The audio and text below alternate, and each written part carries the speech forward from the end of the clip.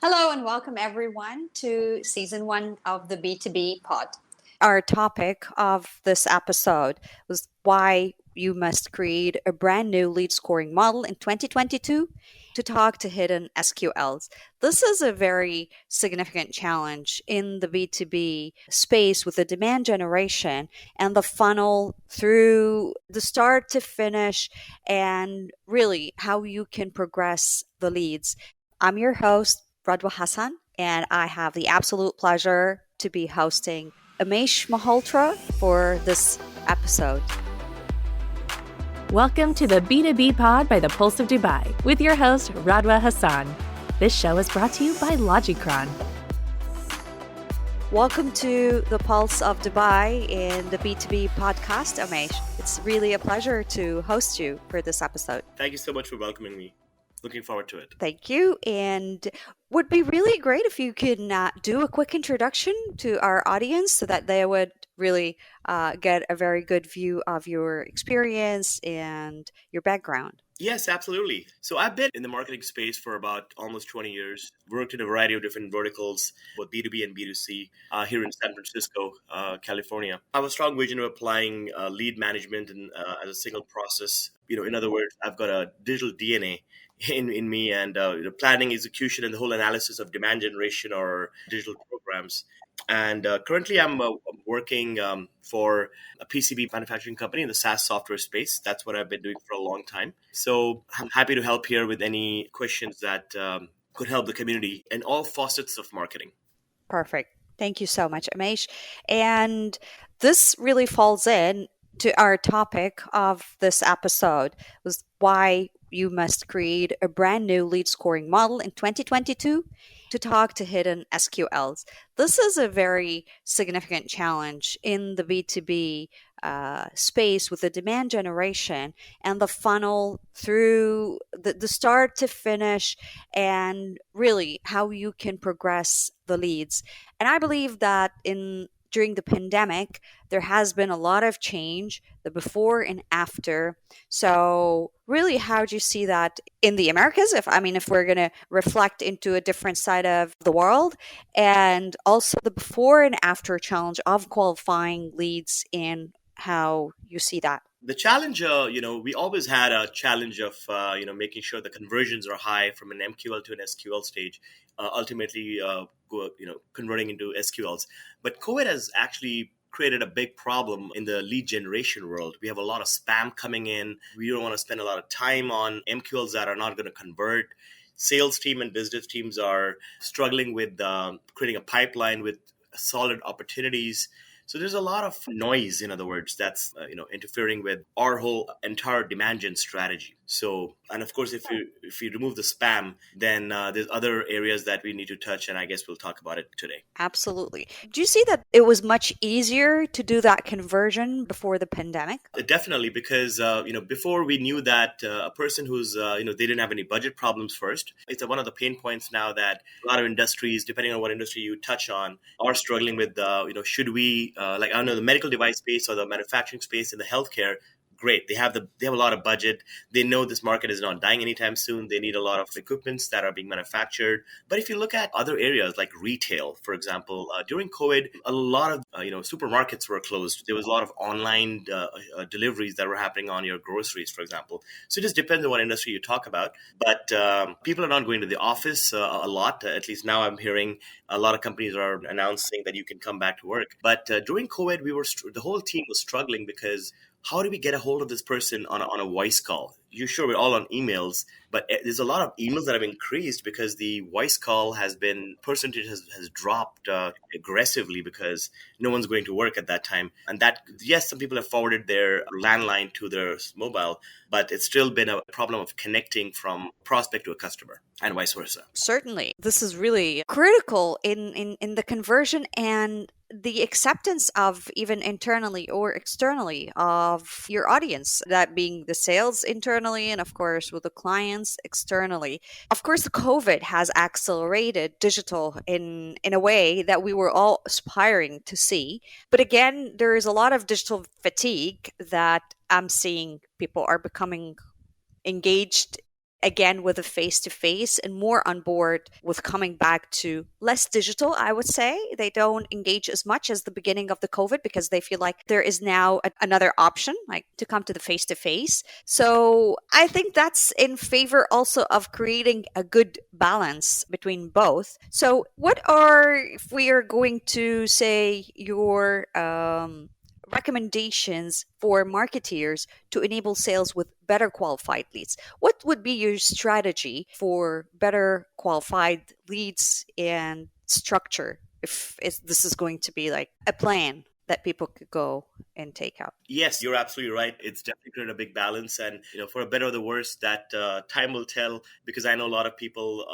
events is a big part of marketing for most industries, and due to COVID, events were not happening, and that was a big drawback for a lot of companies here in Silicon Valley as well. But good news was it's going on to virtual, so a lot of companies were okay with that, but some were not because of a lot of other reasons that fall under their event strategy. But to answer your question precisely, the lead quality is a big issue, which we always have had, even pre-COVID, even during COVID. We're going to have it in the future. But one thing that I did in my last couple of years, which is the structure of the whole MQLs, kind of dividing it into A, B, and C. A being the with the 100 plus score, absolutely should be followed up first and timely with a number of follow up points. B is 50, and C is under 25. And it could be any score. This is just an example for the sake of the conversation. So, let's say an anonymous visitor comes on the site. We don't know who he or she is, and they browse about 6 pages and they download but then they finally fill out a form. So then we know who the person is. But every action they take on the site will decide if they're a B or a C. A person on a webinar just signed up and never attended, C, but they attended. That's a B. But they not only attended, they also asked a couple of questions, and they went to the site and downloaded a white paper and looked at the pricing page. Great, that's an A. So we're figuring out how the lead scoring should be applied in different leads based on your job title, based on your and also because are you a part of our industry filters or not? If we're going after 5 verticals and you're in the top 5, great. That's pretty awesome for us. But if you're like in the tier 2, which is not a very good pipeline generator for us, but you're not bad. We don't want sales guys wasting time on that lead on day one. They could probably follow up on those leads once they're done with the A or Bs. Perfect. Yeah, I mean, that's really a very, I believe, effective way to have the sales act on that. As when you tell them there is grading, they would see that, oh, okay, maybe I would need to act on the A's and less attention to the B's. Whereas if you give them just like a bucket of leads and you tell them just like you need to qualify that, then many of them will not be engaged and will look at them as just like, yeah, just the lead. But I think the grading system creates better engagement, at least at the sales rep side. So, what type of qualifying questions and filters that you use um, with your targets?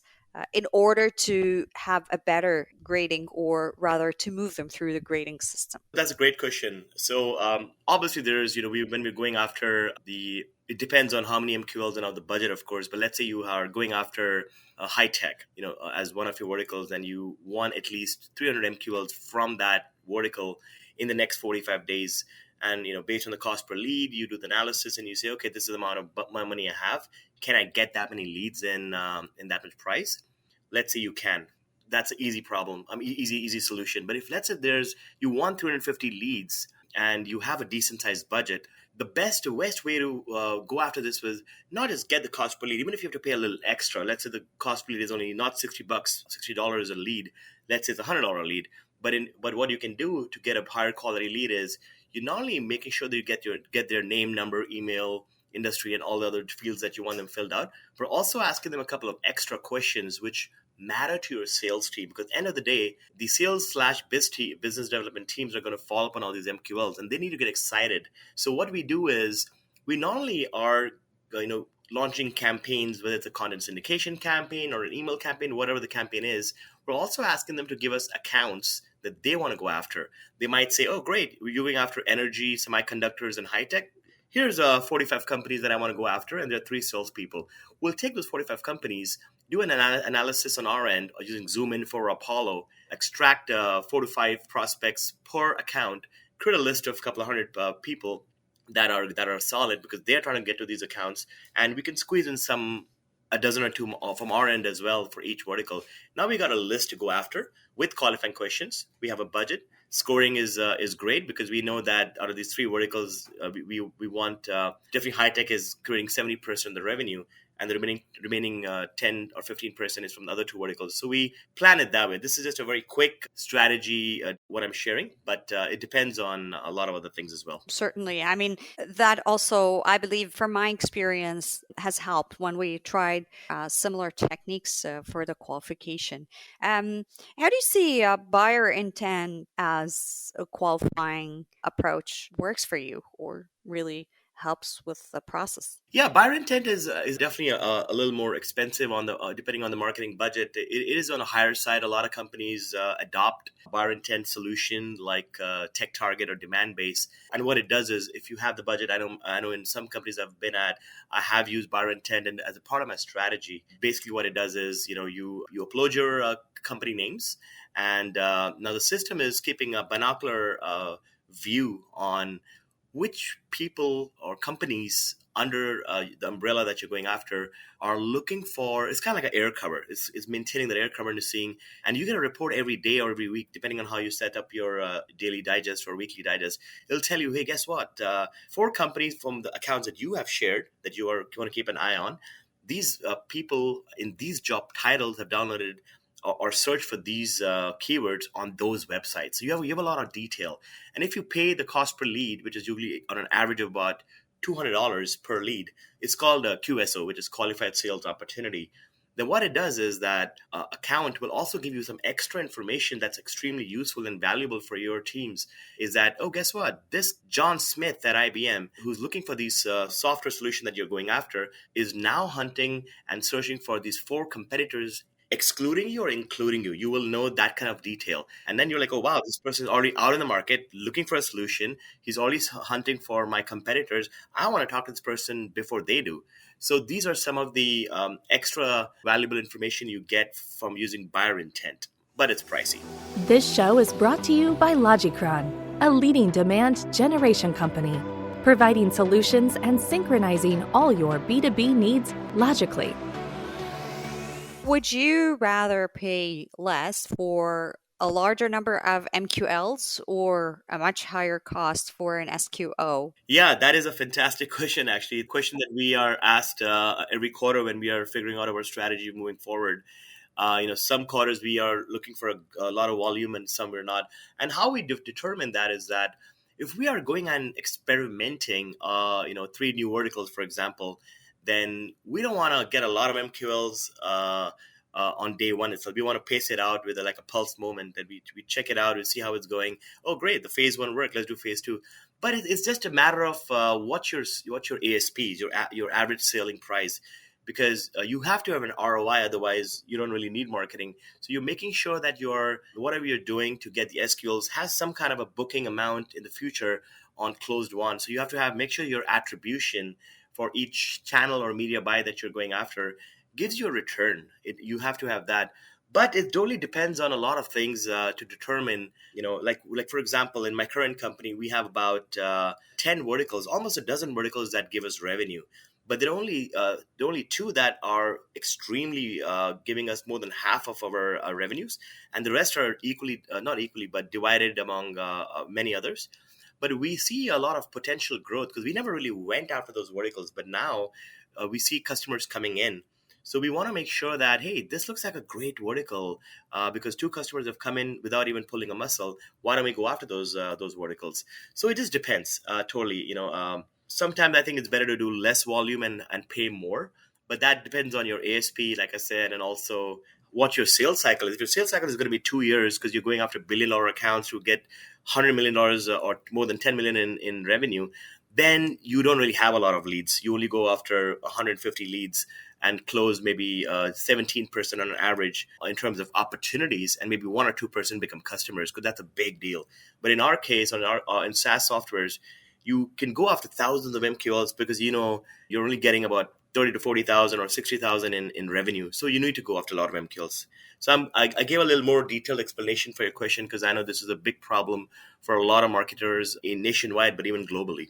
Yeah. I believe with marketing automation, with a pandemic, with so many factors coming all together, there's going to be a lot of change that's going to come. It's evolving and it's really dynamic, and the customer behavior changes by the day. I don't see it. It's not like before that you would say, for the last 10 years, people were reacting in this manner. Every day it's changing due to the flow of technology, of course, and all the new content that's being pushed. And this is another issue, but yeah, really great feedback. Thank you. And how do you see, so if we look at the conversion of the SQOs, because sometimes it is better that you have qualified leads or qualified opportunities. It makes the engagement, I think, higher from the sales reps than with the MQLs. But from your experience, how have you seen the conversion of the SQOs? Absolutely. SQLs are obviously, I mean, the whole marketing strategies to a lot of salespeople, like especially the CROs or the VP of sales, they're least interested in knowing how many MQLs come in. They're like, how many SQLs did marketing create or sales create? That's the main magic number they're after. And I agree, SQLs are the most important because MQLs you can get pretty easily.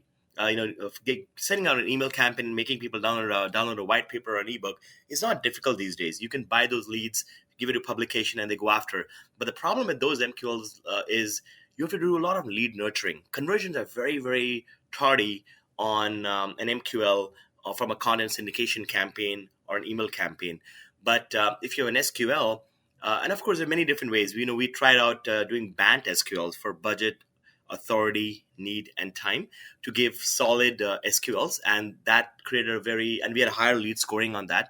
And obviously, if we are making sure that we're not only bringing MQLs to you, but also SQLs. Now, how do I do that? There are a couple of different ways to do that, but one, just to pick one random, it's an appointment setter. We are working with an appointment setter in Texas. They have a couple of callers. They're doing the first touch to create and pre-qualify an MQL. And if that MQL is solid, it's passing all the qualification steps.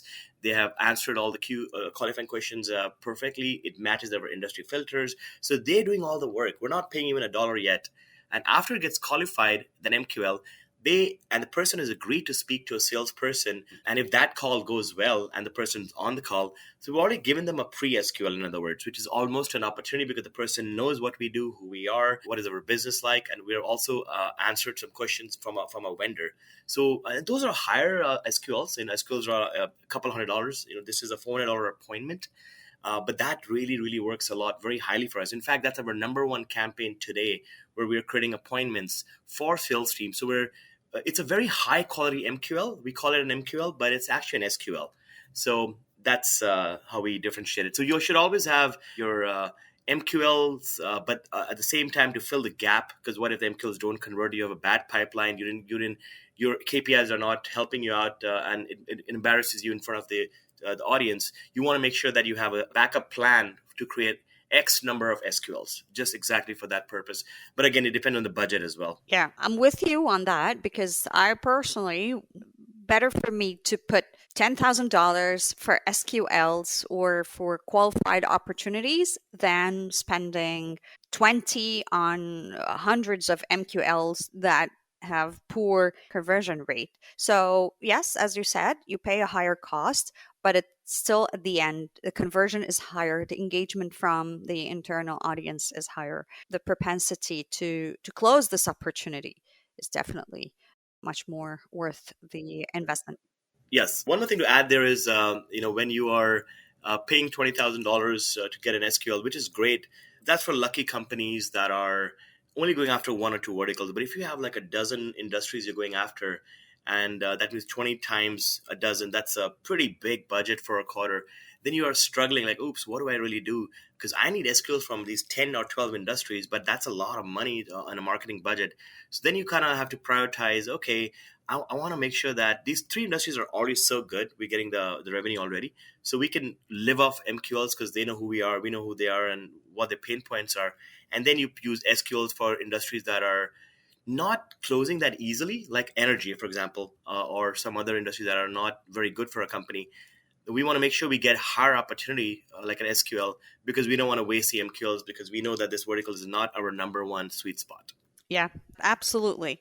Amesh, this is a very interesting topic. If we want our listeners to take away 3 to 4 recommendations from you on how they can best do the conversion, the MQL journey, what would that be? I would, definitely a one pager plan would probably have highlights of, in crispy bullets would be, who is the audience you're going after. Um, you know, mention that for sure. What are the qualifying questions? Run that by sales. Make sure that sales has vetted that. A third would be how do you measure your prioritize your follow-ups. In other words, who do you want to talk to first, and so on. So have a pretty intelligent, sophisticated lead scoring behind that. And also another thing we didn't talk about today, but it's part of the plan is make sure the assets that you're using, the marketing assets, whether white paper, whether ebook, whether a webinar recording, use those assets to your advantage and map it with all the audiences that you're going after. That would help. And also always I say that a 70-30 or 80-20. 70% or 80% is MQL, 20 to 30% is SQL. And divide your budget into 2 buckets with an MQL and an SQL. You always want to make sure you're going after MQLs because you're going after a dozen industries. But you also want to make sure you have an SQL plan. And if you're going after 1,000 MQLs, you want to have at least 30 or 50 SQLs minimum. But of course, it depends on what the size of the company is and all that. So this is just a hypothetical thing I shared. But those are some of the major big rocks that you want to go after. Thank you, Amesh. And if we are going to prioritize or mention the verticals that are most engaged with your campaigns or in general that you see the engagement with these industries or verticals are much higher, which ones would that be? I would say, of course, paid search on Google has is always in every company that I've gone has performed, very favorably. It is a little higher cost per lead, but it's one of the best campaigns always. Now, under the advertising channel, of course, LinkedIn sometimes plays a good role, sometimes it does not. On a media buy channel, I would say if you have a good sales force of people that are there and have an outbound strategy, then you could go after a lot of MQLs because you have to nurture them and have many touch points and timely follow-ups. But if you don't have confident, dedicated team to do the outbound strategy, these are all inbound follow-up people, then I would stay away from media buys always. Because if you cannot do 15 touch points or at least 12 touch points timely, then it's better to not go after media buys. And the last thing which I said is appointment setters, which I used appointment setter because we don't have a very large force of outbound marketers. So these are the 3 top ones. There's many more, of course, as you know, there's a long list, but I've focused always on these 3 channels to create my pipeline and stand out. Thank you so much, Amesh. That was really an interesting discussion. We could go forward or rather for much longer, but thank you again for joining the episode, and I look forward to hosting you again here. Thank you.